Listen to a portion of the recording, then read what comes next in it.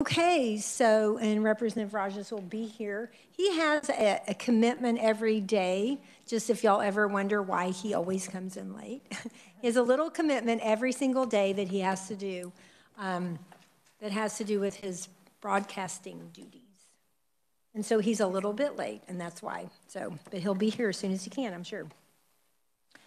Okay, just to let you all know, I did report out to the Appropriations Committee this morning on the 4 budgets that we've done so far, and that went well. I mean, I think it went fine. They did harass me just a little bit, like they do in the Appropriations Committee, but it wasn't too terribly bad. They asked some questions, but it wasn't too bad.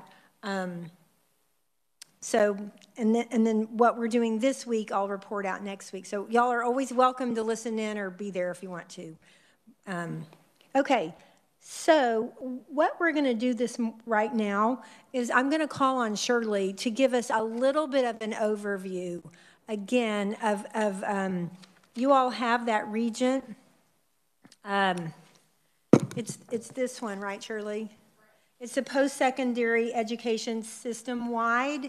This is all of the schools. Shirley's going to go over this just a little so you know what is in here, and as you're hearing from each of the individual schools, it might be helpful to look at the page that deals with this school, besides the things that they have given us. So, Shirley, if you'll please do that. Thank you. Thank you, Madam Chair. And actually, because you wanted some more paper, I provided a purple document or lavender with all of the budget analysis for this agency or for this committee together. So everything's together in that one booklet. The one thing I wanted to point out, and I went over this very, very briefly in the budget analysis, primarily as far as the budget numbers I went over were all of the universities and the Board of Regents combined. In the budget analysis for the post-secondary education system-wide, if you will turn to page 27, it's toward the back, you will see that each university is separated out. There is a paragraph for the description of that university. Then there is a table that's broken out for the last 3 years, the actuals for 2020, estimate for 2021, and the GovRec for 2021 and 2022. There's a description of each agency for fiscal year 22, what the agency request was, what the governor's recommendation is. And the one thing I'll point out for the universities is in that opening paragraph that describes the university, there is a bold sentence at the bottom of that paragraph. We always provide you the increase or decrease in the FTE student, which is a little bit different than head count. It's full-time equivalent students, so you can see if it's gone up or if it's gone down and what the percent is over last year. So if you have any questions or anything as we go through these agencies individually, this morning we have Pittsburgh State, and their budget starts at the bottom of page 34.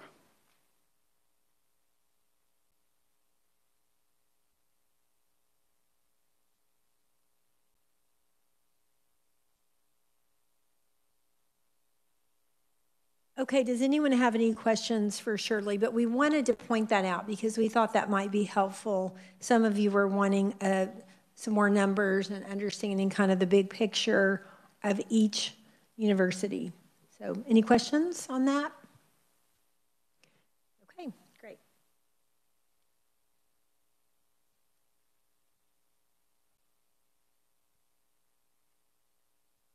Okay, so I'm sorry.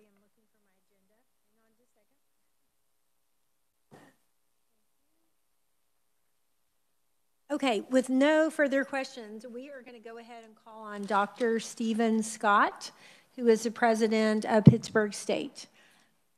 Dr. Scott, we will do about 15 minutes and then have a time for questions so you know what to expect.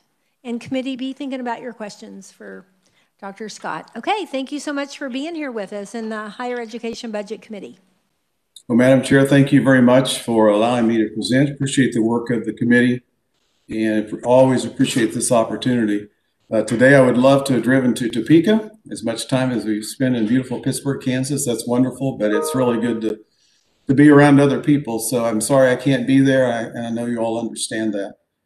It is my pleasure to address the committee, and I see Representative Rogers just joined us, and I enjoyed Hanover one morning and kind of look forward to the day we can get back and have some of that great food over at the pancake place. I bet you agree. Not necessarily good for us, but certainly fun to do. But I want to talk about Pittsburgh State University, of course. It is the favorite thing that I do speak about and do so on a regular basis. But before I do, I've not met everybody in the room, so I wanted to just give you just a 90 seconds of where I came from. You may know this. I'm a native of Kansas. I grew up in Baxter Springs. Didn't get too far away from home, ended up going to Pittsburgh State University, got a couple of degrees here in mathematics, and went on to grad school at Oklahoma State University, dropped a game to KU last night. And in 1988, I came here as an assistant professor without a doctorate, and I've been here ever since. Been in a variety of roles from faculty member to chair, dean, provost, and really have seen it all. And now really is the longest serving president of one of the 6 public institutions in the state. I'm in my 12th year, which is just hard to imagine.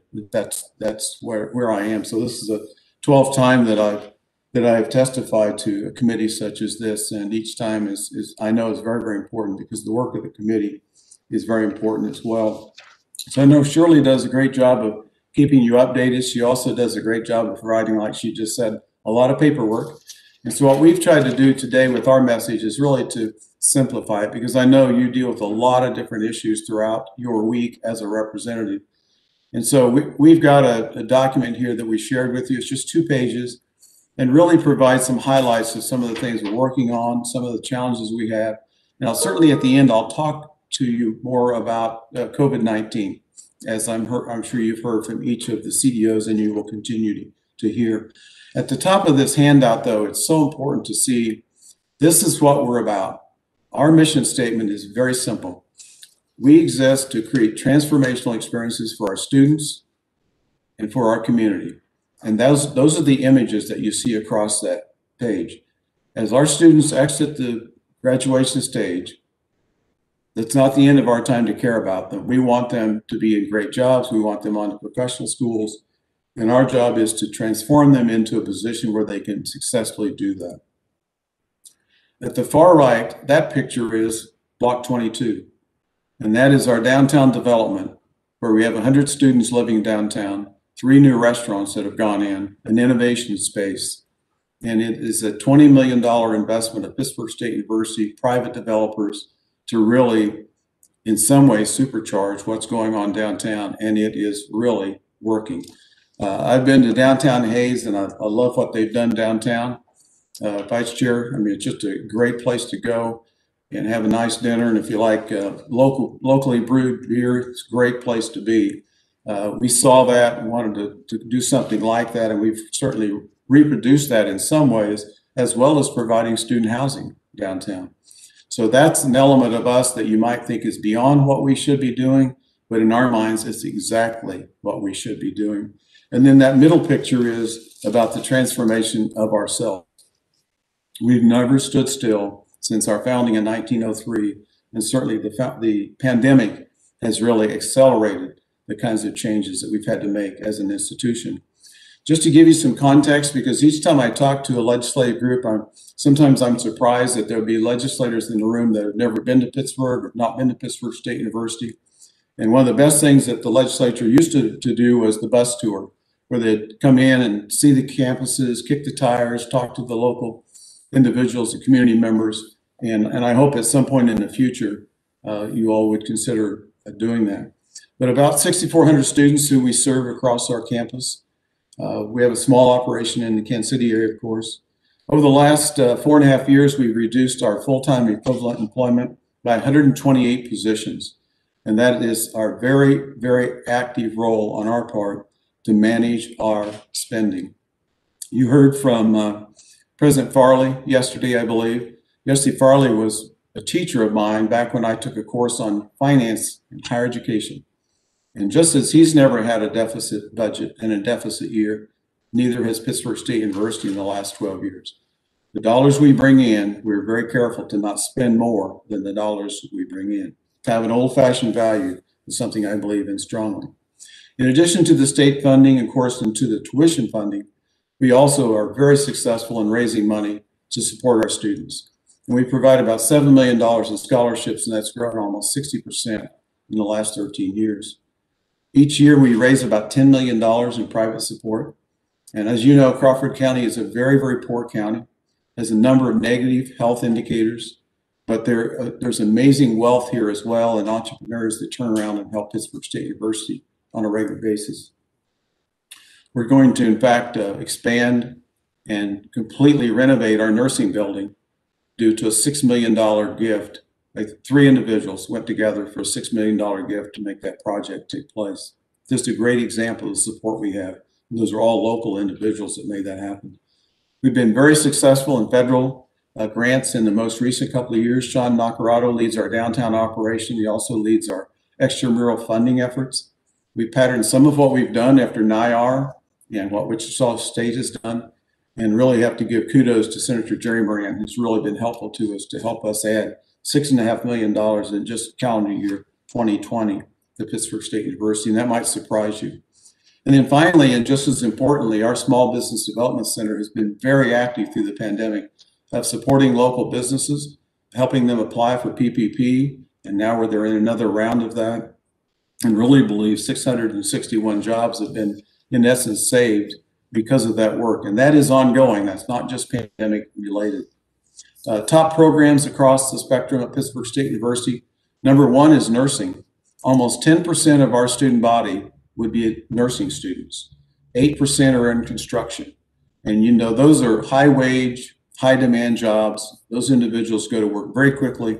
In the nursing field, they're looking at signing bonuses, and we're really doing well in the nursing area and also in construction. We have a high placement rate in pre-med and been very successful with that over the years. And of course, we have teacher education, and we have a very strong business program. But those are the top programs. And over the last several years, we've used an external consultant to look at every single program and examine what is the return on investment.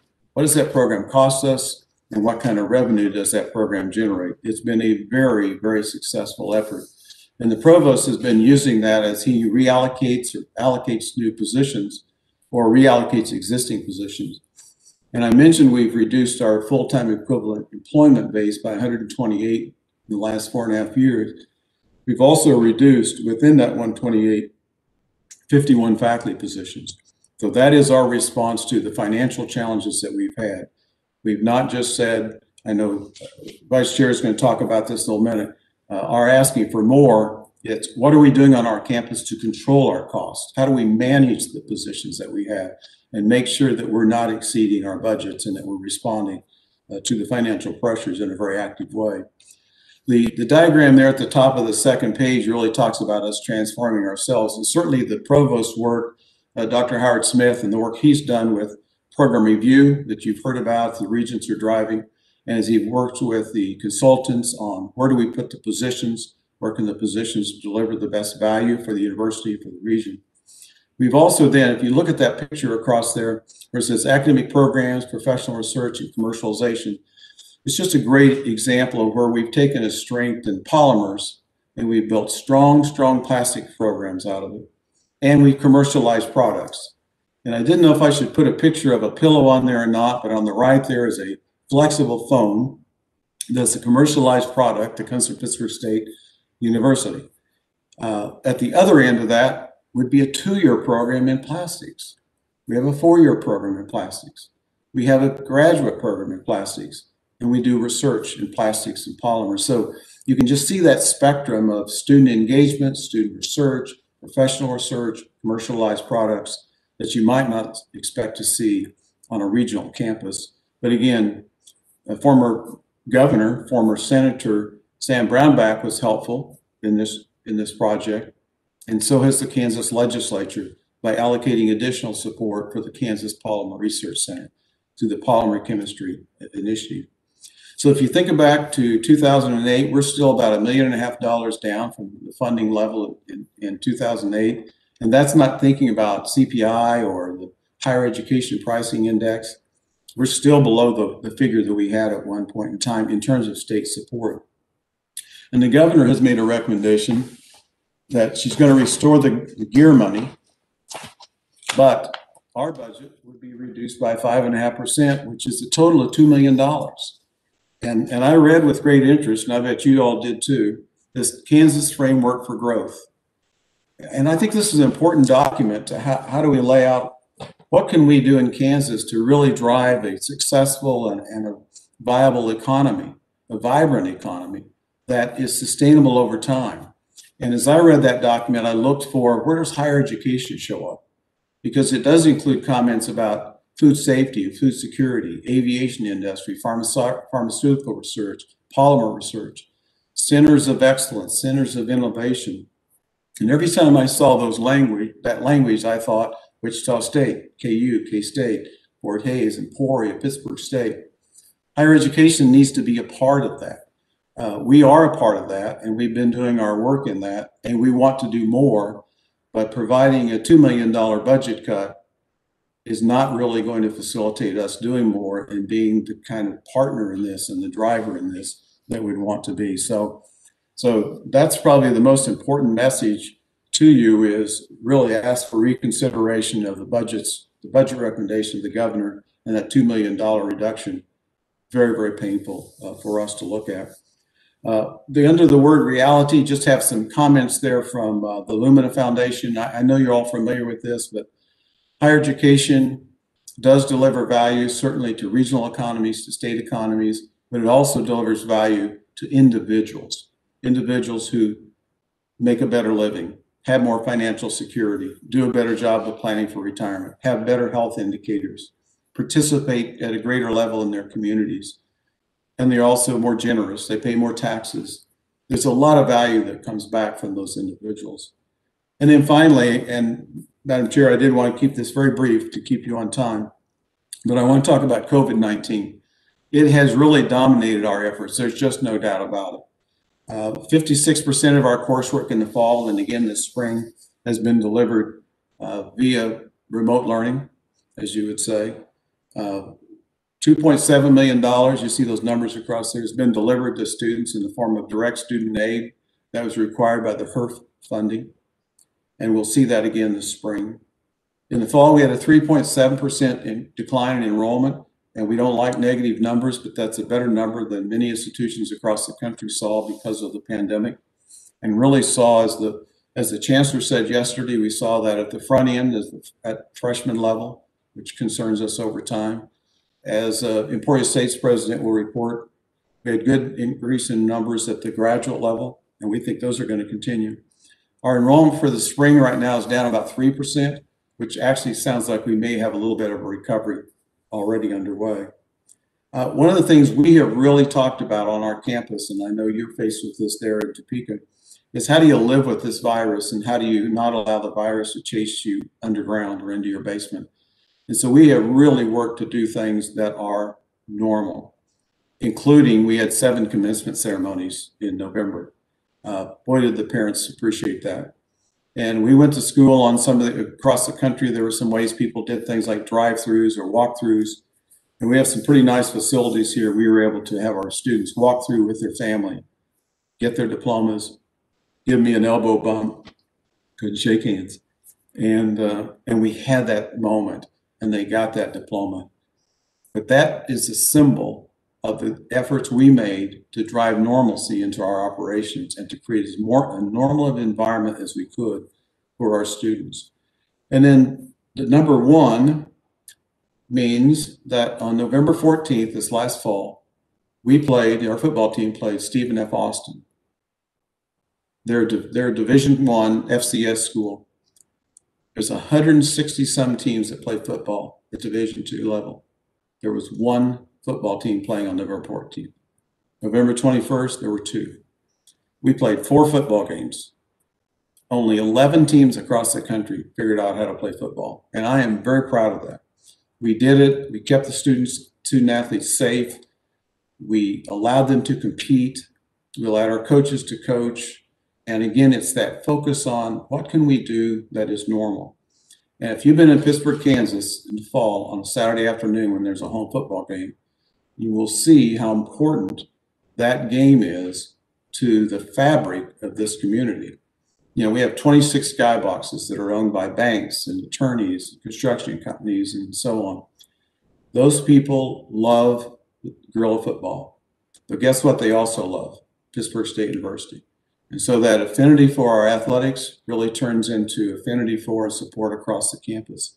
And we know that. And we needed to deliver something to them, and we did. The byproduct of that is, and because we worked to bring our students here, because we sought to be normal, the Crawford County sales tax collection was up 3%. Now, you know, a lot of people had less money in their pocket, but we think we had something to do with that. And that's not something we didn't think about. In fact, Sean Nacarado is co-chairing the community task force that's focused on recovery. And it's not a task force focused on COVID-19, it's focused on the recovery.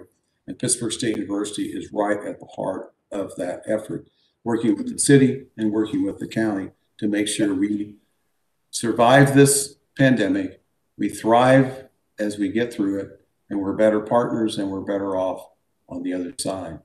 So that is a very quick look at a $100 million operation that has many, many stakeholders that, as you can imagine, I am super proud of. So with that, I'd be glad to stand for your questions. Okay, thank you so much. We appreciate that presentation.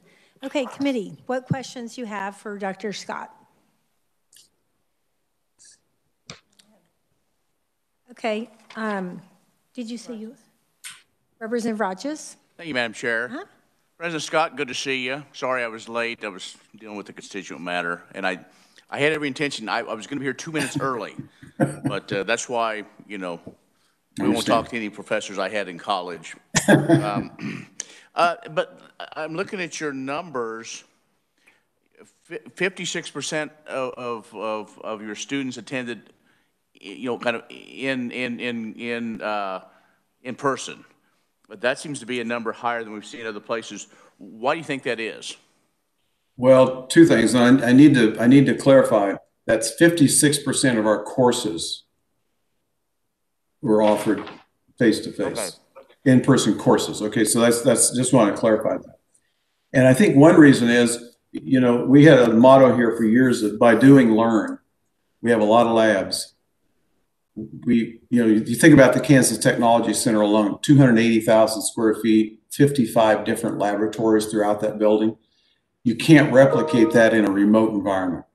You just can't do it. And so I think the Tech Center made us a little heavier on the face-to-face. Well, and I think, I guess I asked the question wrong, because that's what I wanted to mean with all the hands-on learning you do. Are the students, are they behind half a semester, a year, or still able to stay on track because of all this? I would say they're on track.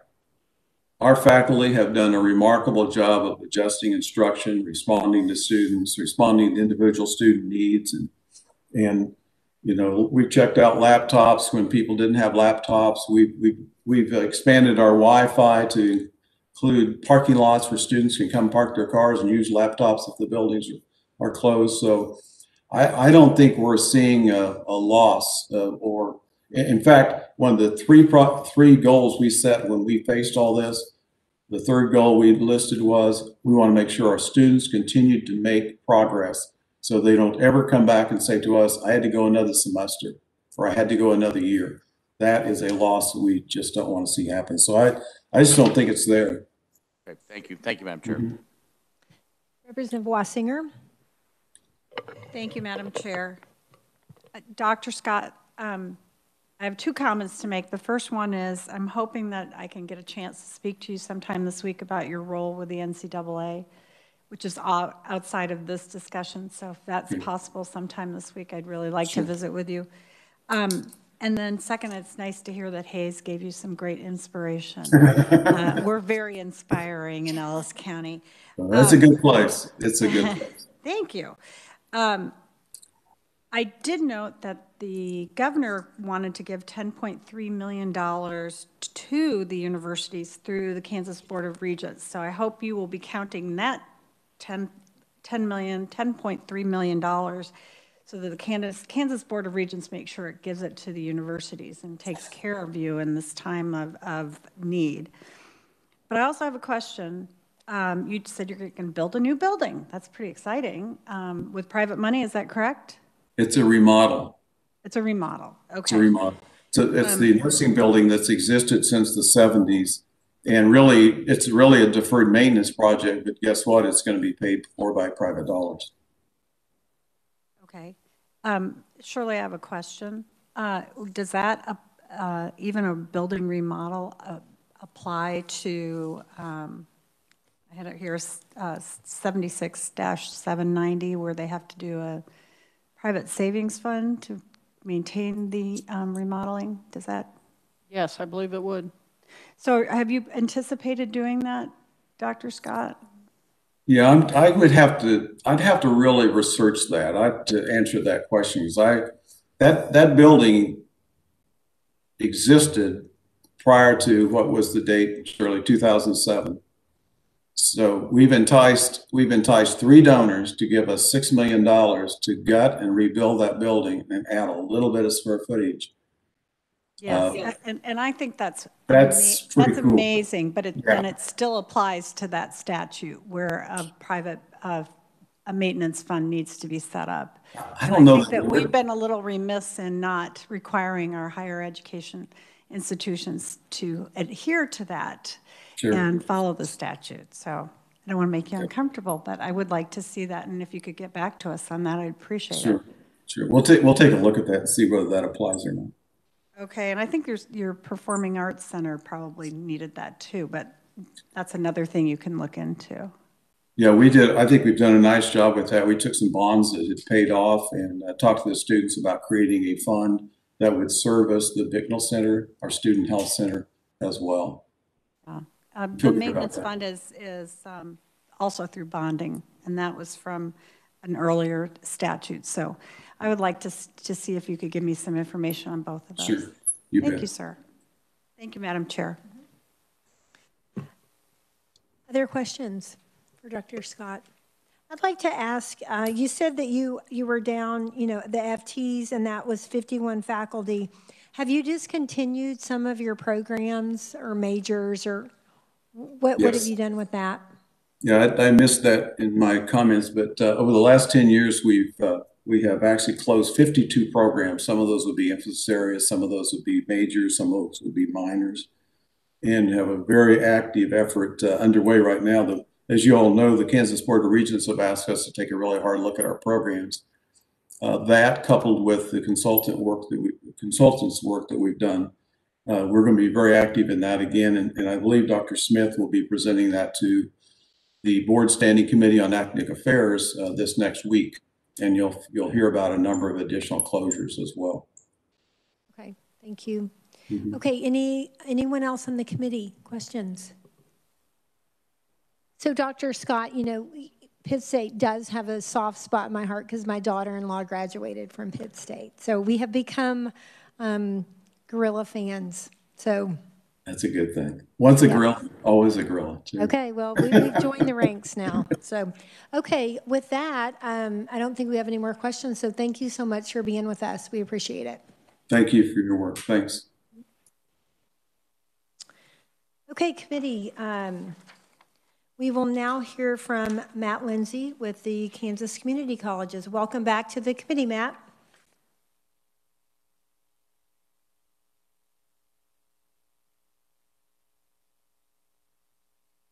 Thank you, Madam Chair. Matt, just to, about 15 minutes is what we're thinking. Yeah. I'll probably be able to get you back some of your time. Okay, thank you.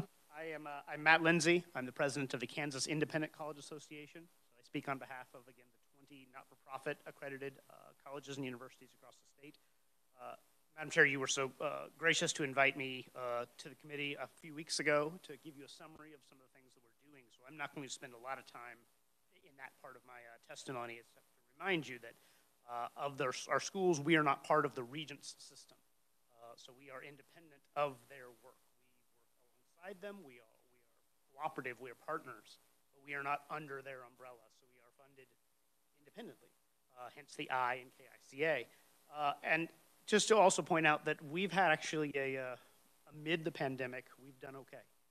Our enrollment on main campus was up 2.4%, primarily because we gained an out-of-state student. Because we were open in person, because we were basically trying to navigate a pandemic with our model, which is in-person, face-to-face, small classrooms.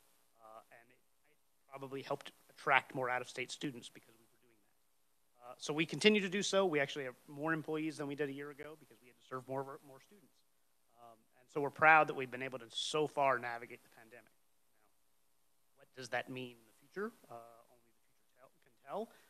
We're hopeful that we can retain those students and keep them here in the great state of Kansas once the virus and the pandemic is in our rearview mirror. As another reminder, so we serve about 11% of the total students in the state. We award about 19% of the bachelor's degrees in the state every year. So we turn 11% into 19% every year. In my testimony, I've again given you the funding notes from COVID and sort of where our funds came from in COVID, so just as a reminder from when we spoke before. Let me turn then to our requests for the state's budget discussions for your deliberations moving forward. And we have two that we'd like to talk about. One is the only place that students who attend a nonprofit college in the state receive state support. And that's in aid, student aid, scholarships, grants. We do not get a single cent for building buildings. We don't get any dollars for building classrooms, for building residence halls, for building sports facilities and arts facilities. We raise our own money for those things. The only part of the state budget that touches our schools currently is student aid. And the biggest part of that is the Kansas Comprehensive Grant. That is the state's need-based aid program. We provide to a Kansan with need to attend a four-year college or university in the state, whether they want to go to a public university or a nonprofit college. We wisely said student aid should be about supporting the student and their family and not make it sector-specific. That program represents $16 million in the SGF higher ed budget, that goes for $16 million is for all the schools, $16.2 million, half of which approximately goes to these students who attend nonprofit colleges. About $8 million and change comes to students who go to the private colleges in the state. That's 1% of all the money you spend in higher ed, in the higher ed budget. For that 1%, let me reiterate, we give you 19% of the bachelor's degrees. So I would say this is a pretty efficient program that we're able to provide as our role in the higher education ecosystem. Moreover, we know that the students who receive that money are 6 percentage points more likely to graduate on time than their peers. 6 percentage points. That program works. Now, we have not particularly done a great job of funding that program. Kansas is a very low student aid state, especially relative to our neighbors. We only put about $130 per FTE in student aid-based aid. Our neighbors vastly outpace us. And we have mostly level funded that for a generation. A couple of years ago, and I think Shirley can probably confirm for me, we added $500,000 to that, and that is really basically the only addition that's been made to that program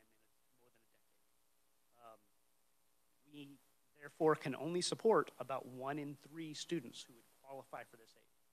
For every 1 student we can help go to college, every 1 Kansan we can help afford college, we have to turn 2 of them away.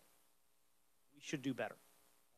And especially I would say we should do better because as we come out of the pandemic, we're going to have a whole lot of high school students who graduated and didn't go straight to college because they were burned out by dealing with hybrid and online and all the switches back and forth. Once you leave the educational pipeline, it is that much harder to go back to school. I'm sorry, I will lean even closer. I'm trying not to breathe all over everything. So when you finish high school and you leave the pipeline, it is that much harder to get you back into the pipeline. On top of it, we know families everywhere are suffering economically. So we need to be helping them help afford college of any level to get our workforce educated in the ways that our economy will survive. And one tool we have that we know is efficient and effective is the Kansas Comprehensive Grant. So if we are going to go down a line of adding to the governor's recommendations, and we are grateful the governor level funded this program, if we are going to go down a road of adding to anything the governor recommended, I want to strongly encourage you to consider adding to the tool that helps more families afford college. And that's the Kansas Comprehensive Grant. The second request we have, and we testified in front of the House Appropriations last week about the University Engineering Initiative. When that was created 10 years ago, nonprofit colleges were not included in the University Engineering Initiative. Yet we have one already ABET accredited engineering program in the nonprofit world at Benedictine College. It was actually the fastest to receive ABET accreditation of any school in the country. It is growing and growing in leaps and bounds. They are recruiting students from out of state. 75% of their students come from somewhere else, and half of those stay in Kansas when they finish. So they're educating engineers and bringing them to Kansas. They're contributing to brain gain. I have a number of other schools that would love to launch an engineering program, but then they look at the fact that recruiting and retaining faculty when competing at an uphill battle with a state-supported program that only flows to the 3 regional universities makes it almost insurmountable for them to do that and do that well. Because ABET requires you to have at least 3 PhD faculty to have an engineering program. It's hard to recruit and retain faculty in Kansas generally, and especially if we're playing uphill. So we would like to see that program, if it is to be extended, include private colleges and include additional funding, not taking funding away from the regents. This is not about a competition. This is about supporting growth of engineering in the state. We believe private colleges should be included. So as you consider this budget, consider that line as a place that private colleges would say that would be a way to make sure we're supporting all students, and the way private colleges in the state can contribute to the workforce development, the economic development, and the educational ecosystem in the state. With that, I'm happy to stand for questions and wrap up. Thank you, Matt. A couple quick questions I'll ask, and then hopefully the committee will ask questions. The Kansas Comprehensive Grant, you say half goes to the regions, half goes to, is that by statute? And I mean, you may have told us this before, but how does it happen to be half? You know, who makes the decision about that? And this is probably one maybe Shirley can do a better job of answering than I can. The program is not what you would call like a college voucher. It's not like a Pell Grant where the money goes directly to the student. It's more like it's what we'd call in our world institutional aid. So the money is appropriated, and then it is divided between the 2 sectors, and then further divided to the institutions to give to the students. There are some, I mean, we can get into some complicated rules on how the funding is determined and what how we determined how much everybody got in 1999 when we merged 3 programs and all. But the basics, I think, to the answer to your question, Madam Chair, is we created a program where the institutions administer the funding, which is actually a much leaner administrative program for the state. And generally it's 50-50? Yeah. Yes, ma'am. It's actually written into the appropriations bill, and you can change it if you want to. You can add money to it. You can put in provisos that says of this new money, this much goes to one or the other. Mm-hmm. They have in the past changed the percentages. I think they changed it to 40-60 one year. So that's up to you. Okay. Was that 40-60 which direction? It was 60 to the independents. Okay. Okay. Okay, thank you. And then one other question. Compared to the engineering programs at K-State, KU, and WSU, how many students are there at Benedictine? Much smaller. So we would be graduating, Benedictine will be graduating 30 students this spring in engineering, and according to their new freshman and sophomore numbers, they're looking at somewhere close between 45 and 50 in 2 years. Okay. That would be by nature. I mean, Benedictine's total enrollment is 2,000 and change, so, so I would not expect us to be adding the same number of engineers. Right. Understandable. I just was curious how that compared. So, okay, thank you. All right, Representative Riley. Thank you, Madam Chair. Just dig into that engineering part just a little bit more for me. Would you? I mean, there are a lot of niches in engineering, and so your niche, or for Benedictine, is you're graduating 30 IT engineering folks, right? I mean, there could be a whole lot of different places. So is there, when you talk about expanding out the engineering program, are you finding a niche that maybe the K-State, KU, WSU is not doing? Or do you just say this is a whole program and whatever you want to do, it's engineering? I know that's not true, but Sure. Explain that a little more. And I'll answer it in two ways. One is, and Benedictine will stick there for a moment. They are ABET accredited in mechanical and electrical. They're pursuing a couple of others, and they should have engineering accreditation in a couple of more soon. However, I think our niche is not in the field, but in the approach. There are plenty of students out there who would love to be engineers, who will feel that their place for them to go to post-secondary education is a school like Benedictine, that they're more likely to succeed in a small school environment and graduate with that engineering program degree than if they go to a larger public school. That's not true for everyone. We should be encouraging all of these approaches. And if the goal of the statute is more engineers, we don't want to lose those engineers who want to go elsewhere. Okay, committee, other questions?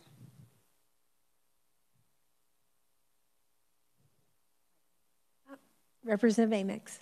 Thank you, Madam Chair. Matt, going back to the need-based aid programs, and it's probably in the back here somewhere. What are the requirements again for a student or a family? So a student to qualify must be a Kansas resident, and they must have economic need, meaning their cost of attendance minus their expected family contribution has to be greater than 0. Thank you very much, Madam Chair. Representative Woodard. Thank you, Madam Chair. Thank you, Matt. Great presentation as always. As you know, resources are tight, and I hate to ask anyone to pit two potentially children against one another, but when you're looking at the budget requests, if you had to choose from, or if this committee had to choose between additional funding for the Kansas Comprehensive Grant versus the addition of the independent colleges to the engineering initiative, again, tough choice. How would you advise this committee if it was one or the other? Well, I would hope we were never in such a spot, because I don't think we would also say you can fund K-State or you can fund KU. I don't think that we should be thinking that way. We should be thinking about what are the goals of the state, what are we trying to accomplish. But if I play by your rules, I would say we should be putting more money in need-based aid because it serves every Kansan in a much broader sense than the engineering initiative. Appreciate you indulging the question. Thank you, and thank you, Madam Chair. Representative Fairchild.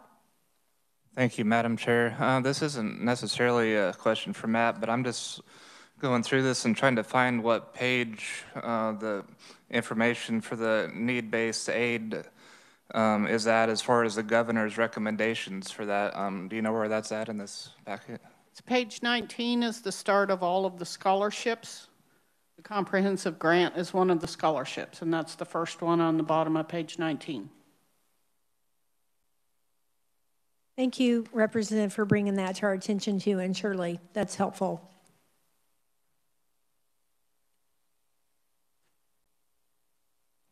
Okay, other questions, committee? Representative Wessinger. Thank you, Madam Chair, and thank you, Matt, for being here. I appreciate it. And this, you're not ready for this question, so I apologize for blindsiding you. But I'm very impressed with the number of bachelor degrees that you do and the amount of time that you do that. I just, what is, now I've kind of, I'm way off schedule here, sorry. I appreciate everything that private schools do, being a product of a private school myself, private university. I would not have done well at KU or K-State, but I have children that did well there. But I saw there was a difference. So I appreciate all that the independent schools do. And I also want to thank you for making a choice between the comprehensive grant and the student needs. So I don't think I have a question there, as I got around in that sense, but how much do you spend per, do you have any kind of average that you spend per student as opposed to what the public schools do? Is that a fair question to ask you? I'm not sure I have that data exactly as you're asking it offhand. I can probably pull it together relatively quickly, and with the chair's permission, I could email it to the committee and provide it if you'd like that. That would be great. I would note that I have ours. I don't know if I have the regents. You'd have to ask them for theirs. That's true, but I appreciate that, and I think you have a lot of the information that you're putting out people with degrees more than, and I don't think that's being brought up in the other schools. So thank you, Matt. Thank you, Madam Chair. Yeah, if you could email that, we would appreciate it. Thank you. Any other questions? Yes, Representative Fairchild. Thank you, Madam Chair. You had said that you want up to $2.5 million more in funding for need-based aid programs. So I'm just wondering what the current funding for that is. Could you give me that number? Shirley, do you want to actually quote the actual number? I can give you, off the top of my head, it's 16.2 million and change.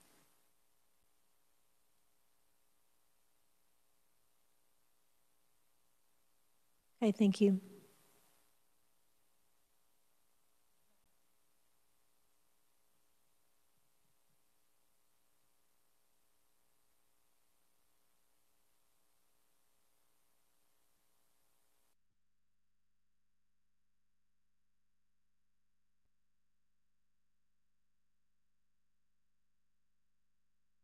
Is it at the top of page 20? Is that it?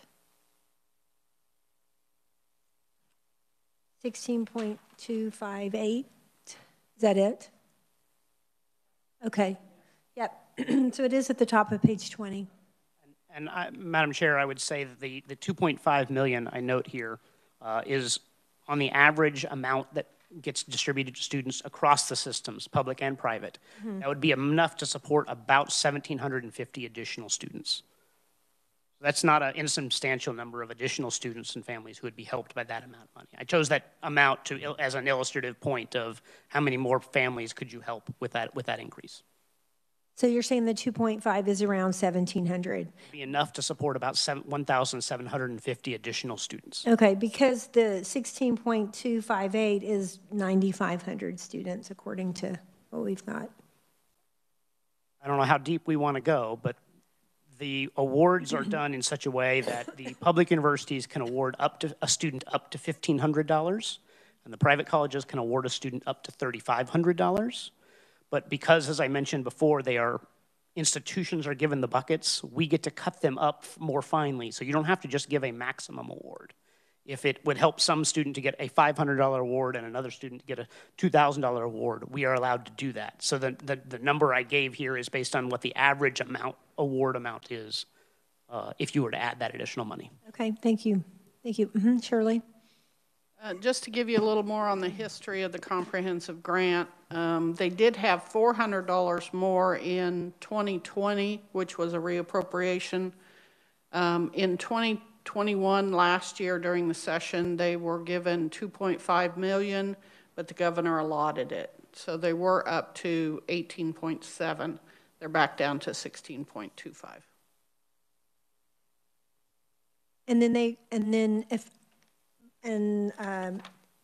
But the agency has requested back to the 16, and the governor concurred, if I recall. Okay. All right, thank you. Okay, anyone else? Thank you so much, Matt. Appreciate you being here.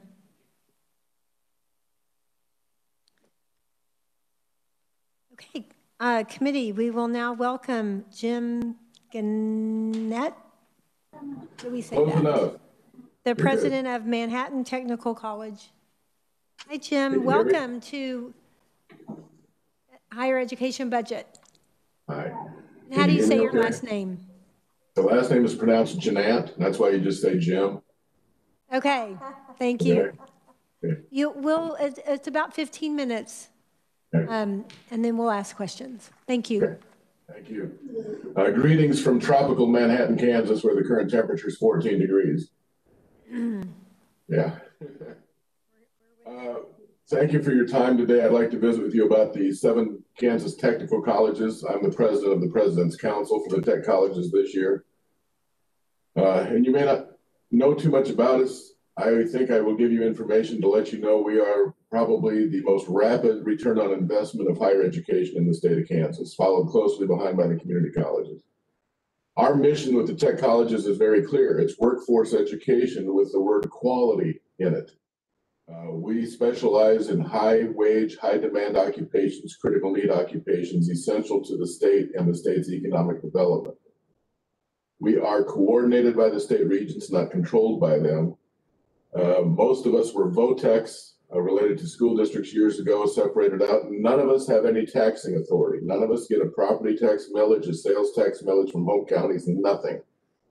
2 of our institutions, Wichita Tech and Flint Hills Tech, do get a small allocation from their county governments per year. It's not based on taxing authority. We are amazing in what we accomplish. As you'll see in the middle of the first page of the testimony from us, the state funding formula is supposed to be 2/3 from the state, 1/3 from the students for the tech colleges, since we don't have taxing authority. The reality is pretty much flipped. In the case of Manhattan Technical College, I get about 29% of my funding from the state and the students pay the rest. Wichita Tech gets about 20% from the state, their students pay the rest. Not having taxing authority can lead some people to think, oh my gosh, you can't get anything done. I think if you polled the 7 tech college presidents, they would tell you it's kind of a burst of freedom because we have great flexibility in what we can do. We're very responsive. We're not overburdened by governance. Nothing wrong with that because you're a governing body, but we're able to be very responsive to our regional needs and turn on a dime. When it comes to COVID, yes, we've all been impacted, but we're very entrepreneurial, so we kept things going pretty quickly from last March. All of us returned to our campuses through the coordination of our county health departments.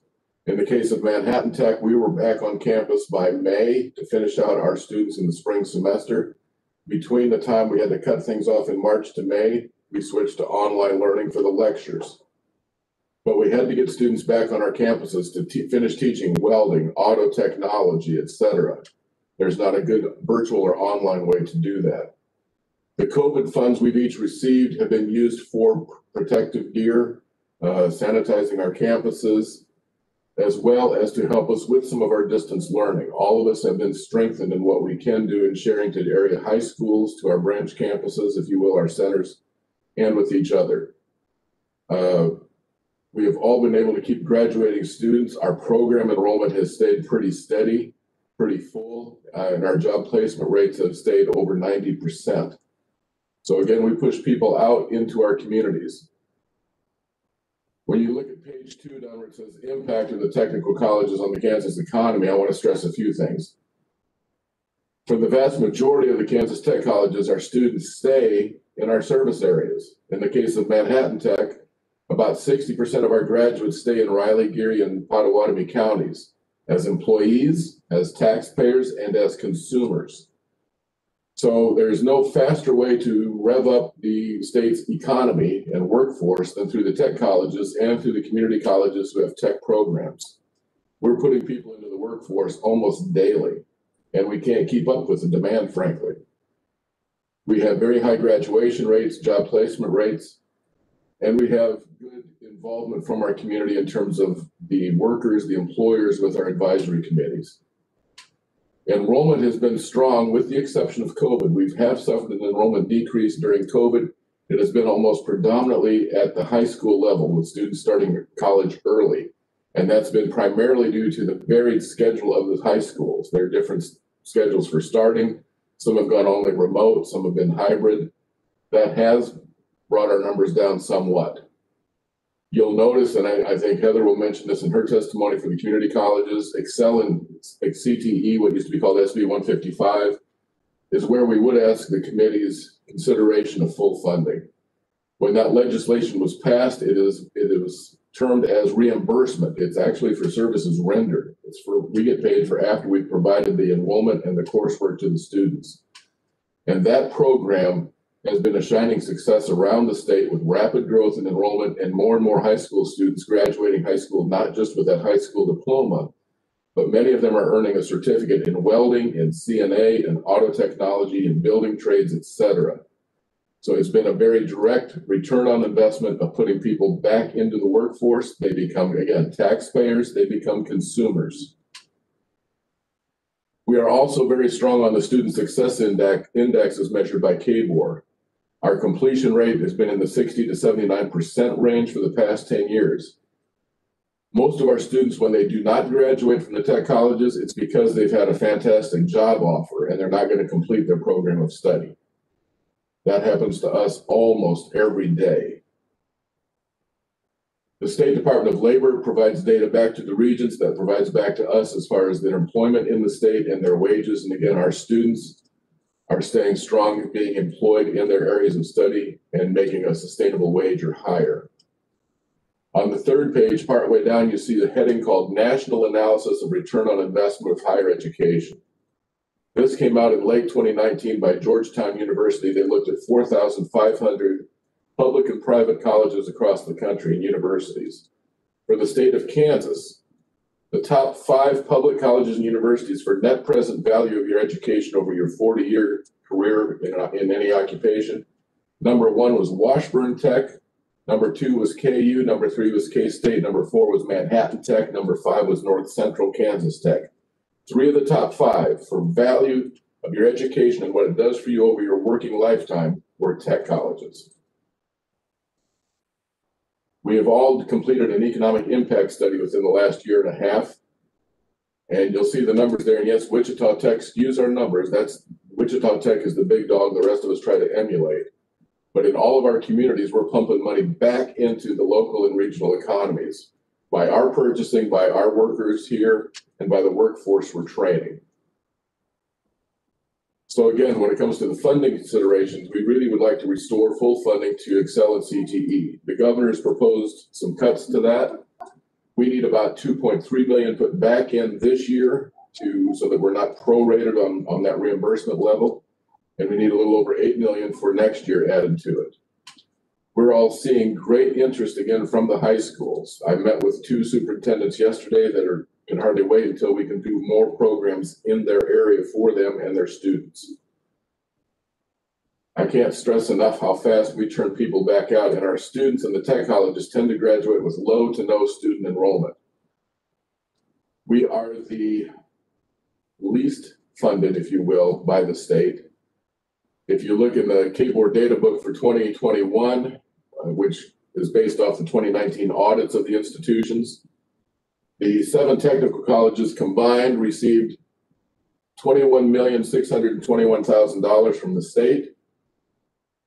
For that, we educated over 15,000 students. If you run the numbers through the calculator like I did, that's an average cost per student of state dollars of just over $1,400 a year. And what we're putting out in workforce, return on investment, and again, I would say consumers and taxpayers. The other area I'd like to bring to your attention is on capital outlay. There's been funding for that very limited basis through the state since 1977. The appropriation for that amount has basically been unchanged since 1977. For the tech colleges, this is critical. We don't need Taj Mahals, we don't need brick, limestone, or chrome buildings, but we do need to be able to invest in updated equipment, and we do from time to time need a probably updated Butler building, because we do spill oil, we paint, we knock holes in walls, we learn how to do things with our hands. And so we would ask consideration to see if there's any way to start thinking about appropriating more money into capital outlay for us. And with that, I'd be glad to answer any questions you have. Okay, thank you so much. Committee, what questions do you have for Jim? I'll start with just a couple. Can you give us any sort of numbers, like when you're talking about the the concurrent credit, the reimbursement, the SB 155, what sort of numbers do you know, how many students are involved that are high school students that are actually enrolled in your programs? It varies per institution. In my particular case, it's 45% of my enrollment. I think statewide, it's over 13,000 students in that program. Heather may have more specific. While the two-year colleges are separated by technical and community college sectors, we do work well with the community colleges, but I think it's over 13,000 students total. Okay, great. And then what about, as far as the different technical schools, is there a lot of program duplication? I mean, I know it's in different sections of the state, but are there certain ones that emphasize different things? Tell me a little bit about the programs. Sure will. Let me talk first about where there is duplication. Through working with the state regents and the Tech Ed Authority, we have what are called aligned programs. So for instance, welding is one of those.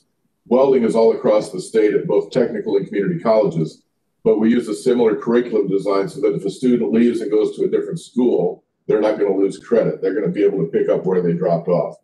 So those aligned programs are in very common areas essential to almost any community. Welding, nursing, auto technology, for instance.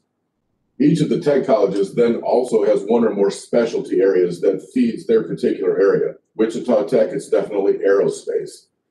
In our case at Manhattan Tech, it's working with NBAF and the Animal Health Corridor on critical environment technology.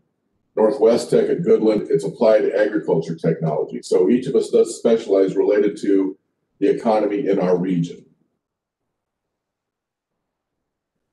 Yep, that's super helpful. Okay, committee, what questions you all have? Yes, Representative Riley. Thank you, Madam Chair. Following up on your question on Senate Bill 155, I pulled that 2012, 2013 starting Senate Bill 155 up. It seems like the tech colleges, community colleges are having challenges from this bill as far as not getting paid until the end of the semester. Do you agree with that? Yes, it's designed as a reimbursement.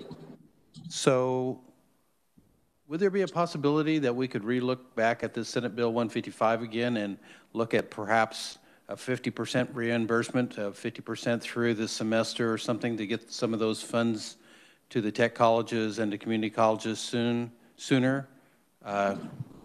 That would be my only comment of trying to get some funding in there to cover those initial costs, because the higher costs of most classes are on the front end, especially tech colleges, everything from materials, that kind of thing, you know, reusable kinds of equipment, that kind of thing. So just wondered on your feedback on that.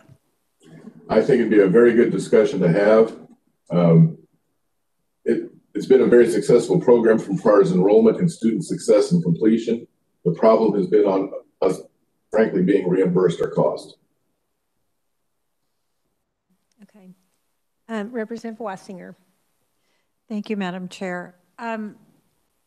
Jim, if I could ask, do you, I know that 10 years ago when I was in Leadership Kansas, they discussed the fact that we are very short of technical degrees of people working for us. And I can testify to that with trying to find someone to do work on my house or my electrical. Do you have any numbers on how what the shortage is of those technical careers that we're not able to get out because of the problems that you're having? Let me reframe it this way. Unlike an English class in which I could take all the enrollment you could give me, I could just keep hiring either full-time professors or adjuncts and just let it grow. When you get into the technical programs, we're limited on enrollment because we need those labs, we need the materials, we need the qualified teachers. One of the hardest things for any of the tech colleges or community colleges to find is a plumbing instructor. Why? Plumbers make great money being a plumber, not teaching it. So our biggest hurdle in covering the shortage, frankly, is that capacity issue. There are many times each of our programs has to turn a few people away because we are full. We can't take any more. So that's a big issue. One of the things, again, related to your question, that all of us look at probably more closely than ever over the last 3 to 4 years is looking at the state labor data for our regions. And again, because of the change in the federal Perkins legislation, we have to look at high wage, high demand, or critical need. Critical need, for instance, real quickly would be the CNAs, the people that are essential across the state to provide that basic health care. It's not paid a sustainable wage, but it's also a pathway program where again, high school students start with that, find out, do I like healthcare or not? Otherwise, we all look at, for our regions, again, high wage, high demand. So in the past 2 years, I have, with my board's approval, we have terminated 2 of our programs that were costing us money, did not meet the high wage, high demand area for my region of the state. And with that, we get leaner and meaner, but then we look at what can I put in. So right now, for instance, we're looking at putting in plumbing and electrician training programs. Those are needed. So that's how we address it, looking at the data. I wouldn't know the data statewide. Per region is how we look at it. Thank you. I appreciate your response. And I can tell you that my daughter did CNA, CMA training, and then also got her associate's degree at North Central Kansas in nursing, and now has her BSN in nursing, is going to doctorate school. So you were a great launching pad. Thank you very much. We change people's lives every day. That's why it's fun with what we do. Okay, I will ask one last question, and that is, you said start thinking about increased appropriations for capital outlay, but then also the funding formula is kind of flipped. So which of those is your priority? Our priority is Excel and CTE #1, more than anything else. We need full funding in that. Second, for the tech colleges, would be capital outlay. Frankly, that's where we struggle in keeping up with both equipment and basic facilities. Again, nothing fancy. Okay, and do any of your campuses have housing? North Central Tech does at Beloit, and Northwest Tech does at Goodland. They also have athletics. Okay. Okay, committee, any other questions for Jim? Representative Rajas. Thank you very much, Madam Chair. Now, Beloit doesn't have athletics. My son, well, maybe the hammer throw, but that's just when things don't go his way. But so you all did a great job, through this whole pandemic, with so much of your stuff as hands-on. Looking forward, though, you're the chair of the President's Council. What's the future of technical education? We've got to be learning something. Maybe some tweaks more than just simply hands-on, moving forward. Many of us have had to learn skills without any formal training, like where you are. A year ago, I had no idea what Zoom, I thought Zoom was a program on PBS in the 70s. It's a very good question. There are some silver linings in the middle of this pandemic. I want to tell you real quickly about our story here at this college, but how it's affected many of the others. When this shutdown hit in March, we did not panic for one reason. We were lucky. We've been the beneficiary of a federal grant called Title III. And for the past 3.5 years, we were actually putting all of our lectures online. We were preparing, because that's one of the ways we can try to reach out to grow the college. Lectures online so our teachers can spend more time, run more lab sections. I can put more people into building trades. I can put more people into welding. And each of our institutions has kind of adapted with that. They've reached out to us for some of that advice because we were ahead of the curve on it. Wichita Tech has done the same thing. So we definitely have learned how to do some things that way, to use distance learning where it's appropriate for the lectures, for demonstrations. One of the great things with the Zoom technology, all of our teachers record each of these sessions and demonstrations. Our students can watch it over and over. I'm not, I'm a liberal arts major running a tech college. My dad was the jack of all trades, 8th grade dropout, said, you're not going to work like I did. I didn't learn anything from him, wish I did. I watch YouTube videos all the time to learn how to do basic maintenance. Our teachers adapt the same way with Zoom now and our online platforms. So I think we're actually going to see our ability to ramp up our access and capacity without needing that much more of investment. Our investment needs are really in the labs and the equipment. So while many areas of higher ed are thinking about decreasing students, we're looking at growth because we know the demand is there. Okay, thank you, Madam Chair. You're welcome. Okay, anyone else? Jim, thank you. That was super informative. We appreciate you being with us. Thanks. Thank you. Mm-hmm.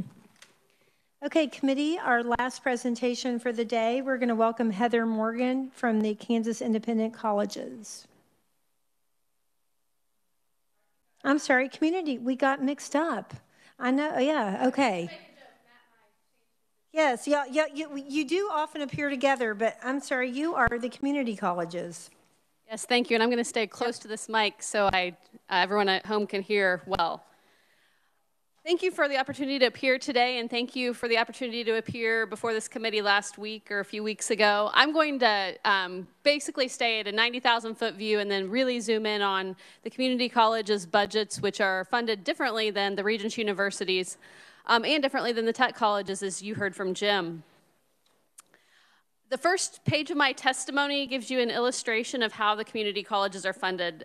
Just as a review, we receive 36% of our budget from local property tax dollars, about 17% from tuition and fees, and about 18% from the state. So our community colleges have a significant local investment. Most of our expenses come in the form of instruction and instructional support. As I mentioned last time, we are an open access institution. We take all students who come to us wherever with whatever skills or language barriers they might have, and we get them up to speed and propel them on a path for success in whatever they might want to do. The community colleges are funded not on a block grant system, but basically on the number of students and credit hours that we teach and the type of credit hours. As Jim mentioned, technical education is very expensive, and we teach 70% of all the technical education hours in the state of Kansas. 9 of our community colleges are also technical colleges. They merged decades ago with the old VOTEC schools, and so now they also have a technical college designation. So to drill down onto the budget, we have essentially 3 line items. Both the community and technical colleges get 3 line items in the Board of Regents budgets. That's technical tiered, non-tiered, and Senate Bill 155, Excel and CTE. The tiered education, just think of that as technical. Just think of non-tiered as general education. And then Senate Bill 155 is technical education for high school students. So for our tiered and non-tiered funding, the governor cut those funds by 2%. 2% is, might not sound like a big cut. However, there has been a gap in the funding that the state is supposed to pay for community and technical colleges that's, again, almost decades old now, in the amount of about $15 to $20 million. So while that's a significant cut and certainly impacts our ability to do our job, we are very concerned about the Senate Bill 155 funding, and I'll come back to that. Just to give you a little bit of idea about the difference in where a student is from and the difference that makes in our funding formula. So I'm an alum of Pratt Community College, and I would be considered an in-district student for Pratt. So if I'm an in-district student, that means that I would pay for 1/3, the local taxing district would pay for 1/3, and the state would pay for 1/3 of the cost. If I'm from Kingman County, next to Pratt County, and I would be an out-of-district student. So I would pay 1/3, and the state would pay 2/3, and we're just going to assume that the state is fully funding this. At the technical college, it's 1/3 student, 2/3 state. You just heard Jim talk about that. For Excel and CTE students, the state pays 100% of those costs, assuming we're fully funded. Going on to the next page of the testimony, I mentioned the 2% cut. It totals about $2.8 million, and that would be spread out across all of the technical and community colleges. The numbers in my testimony are inclusive of the technical colleges numbers as well. We work very closely together. Jim and I had talked before this hearing today and talk on a regular basis. We're a little bit different in the taxing authority, but other than that, we do a lot of the similar work. You turn to the next page, that's where you'll learn about the Excel and CTE and the rapid growth of the program and its unequivocal success. Those of you on appropriations, I think you heard the general contractors talk in the engineering initiative hearing about how important Senate Bill 155 is for their programs, and we often hear it from chambers and from employers across the state that the Senate Bill 155 program is the most successful thing that we have seen because it gets students into those technical careers early. It helps them find success. Sometimes the students may not be finding success in high school, but they're finding success once they get interested in a specific subject area. You can see that the headcount grew from 3,400 students initially in 2011 to over 13,000 students today. Additionally, the credit hours have grown. One of the things we saw in the pandemic was students taking a little less credit hours. We had a terrible mismatch of schedules and online learning, and so our Senate Bill 155 enrollment is down, was significantly down for fall. I will tell you that we now have some schools who have enrollment growth fall over spring. We're already seeing some of the recovery from the pandemic. You can see that 30% of the participants completed a certificate while still in high school. You might think, why is 30%? That's not a very high number. There are some programs that the students are not old enough to sit for their credential test while they're still in high school. So we know we have a number of students who complete with one more semester or when they turn 18. Participation in Senate Bill 155 programs, the students generally earn higher wages of about $3,500 per year, and they get a head start on college. Unfortunately, as Jim mentioned, we have a reimbursement problem with this program. It has always sort of been, I'm going to call it just-in-time budgeting. So just in time, we need a supplemental. No one in this building likes supplementals. I started my career in the budget office. I hate supplementals just as much as everyone else. And unfortunately, last year when we reconciled credit hours, we did not get paid 1% of what we were expecting. So we sent a bill for $100. We got back $99. None of us like to have to go back and tell our colleges that, sorry, you didn't get your bill paid. Last year, the legislature tried to fix that problem and included an $8.5 million increase to Senate Bill 155 that would have hopefully have gotten us out of this just-in-time budgeting and would have provided enough funding for the program going forward. Unfortunately, that amount was allotted. If you turn to the next page of the testimony, I included two tables, one related to credit hours and one related to students, just so you can see the growth of the program over time. And then the next table shows basically the difference in what our students have done and the funding that we need. You can see in 2020, our actual expenses for Senate Bill 155 were about $34 million. We estimated that we were going to need $38 million, and the legislature had provided that funding. We were back on track for what we thought we needed. Unfortunately, the $8.5 million was allotted, and then when the allocation came out, there was a 2% cut to the base allocation. So it was a problem on top of a problem when we got those funds cut. So you can see the gap in the 2020 rec from what we'll actually provide and what is funded. So based upon what we know for the 2020 fall semester, which was a decrease in enrollment, and what we're projecting for spring, we believe that we will need $2.1 million in the current fiscal year as a supplemental to fully fund Senate Bill 155. Based upon our best estimates, assuming we go back to pre-pandemic, we believe that we will need $8.3 million in FY 2022 as an enhancement to fully fund Senate Bill 155. Why this is important is A, it's a reimbursement, but B, we can't charge tuition. So students come to us, we're providing the course, and we have really no guarantee of payment except for you all helping us out through the appropriation process and hoping that we don't serve too many students. I'm going to go on and talk about some of our federal funds and the impact of COVID. If you turn to, and I really wish I would have numbered the pages, which apparently I didn't, a table that looks like this. This graph shows all of the COVID funds that the community colleges have received by institution. So we got CARES 1 funds, which had a couple other parts, and the part that I have shown you here on this table is just the part that went for the institution. Well, I'll talk about student funds separately. So we have CARES 1, we have Spark 1, which that's the county. Every single one of our counties gave the community college Spark funding. And I will tell you, at the local level, there was some knockdown dragouts about this fund. So I think that shows the importance that the community colleges play in each county. Then Spark 2 is funding from the state. And then 4 of our colleges actually got, and I think Jim would have mentioned this too, I know some of the technical colleges got Spark Commerce grants to invest in equipment for training the advanced manufacturing workforce. So 4 of our colleges got that. Garden City Community College got $100,000 towards improving their technical education related to food and animal sciences. And then CARES 2 was the money that was just approved in December, and we're awaiting rules and instructions about how that money can be spent. But you can see the Kansas Community Colleges received $77 million for COVID relief funds. Now, what's important to know about this is they have very stringent rules. This is one-time money, and everything has to have a COVID nexus. We can get creative, but we can't get creative enough at this point to figure out how to pay for Senate Bill 155 with these funds. It's just probably not allowable. So none of us want to go to jail or be in trouble with the federal government, so we are not able to use these COVID funds for our Senate Bill 155 gap. How did we spend the dollars?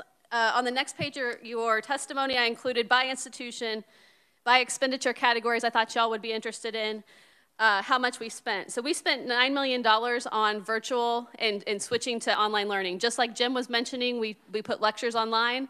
We have to still have hands-on face-to-face, but a lot of investment in facilitation of distance learning. We do have dorms. We had dorm housing replacement and things like that. And also, another one of our main costs was COVID testing. The next 2 pages of the testimony, I'm going to just kind of skip over to make sure we have time for questions, but that's the amount of money our students received. So each CARES Act bill required a portion of our funds to go to students. So each college had its own process for how students were awarded funds. We are thinking very critically about how to use the CARES $2 for student scholarships. How do we use those in the most in-demand occupations like nursing and healthcare? And making sure that the dollars help students but also help the state economy. So we're thinking critically about that aspect. So to wrap up, our main priority, though we have other issues related to tiered and non-tiered, is Senate Bill 155.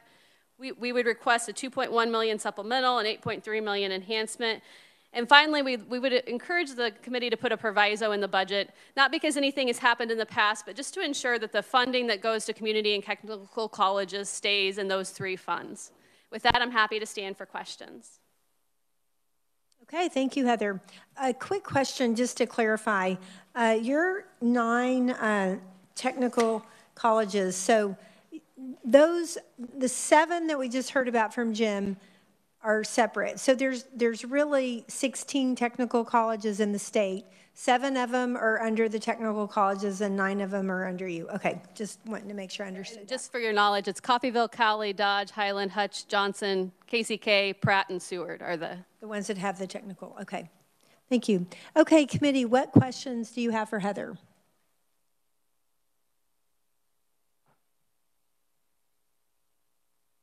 Anybody?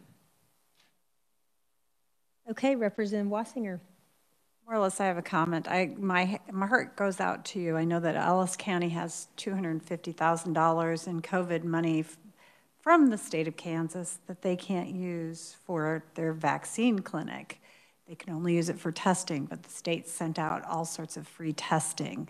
So we're sitting on a whole bunch of money, and I think that's a huge failure of insight into what we should be doing with COVID funds, and I think it needs to be changed throughout the state. So thank you. I spent a lot of time this summer working on that exact issue. Yes, yes. Thank you, Madam Chair. Anybody else? Questions for Heather? Okay, thank you so much for being here. Yeah. Okay, committee, we're getting out of here on time. Appreciate this. I don't think it's going to be true the next 2 days, but we'll try. But we have very busy committee days for the next 2 days. Tomorrow we'll hear from 3 schools. And then Thursday, we will also hear from another school and do our recommendations. So be prepared. Okay, thank you. We're adjourned.